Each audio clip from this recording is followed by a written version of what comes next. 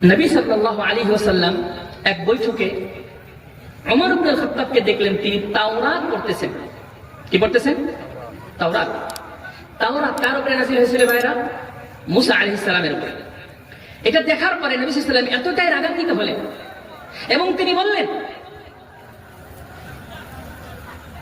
তুমি কি জানো লাউ কানা মুসা হাইয়ান মা ওয়াসিআহু ইল্লা ইত্তিবাই। তোমরা তাওরাত নিয়ে, ইহুদি ধর্ম নিয়ে, খ্রিস্টান ধর্ম নিয়ে, অন্যান্য ধর্ম নিয়ে তোমরা মেতে আছো।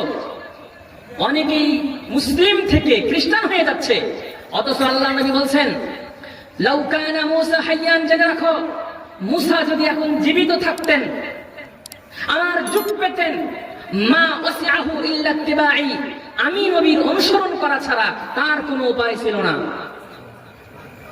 যেখানে মুসা নবী আল্লাহর নবীর অনুসরণ করা ছাড়া তার কোনো গতি নেই।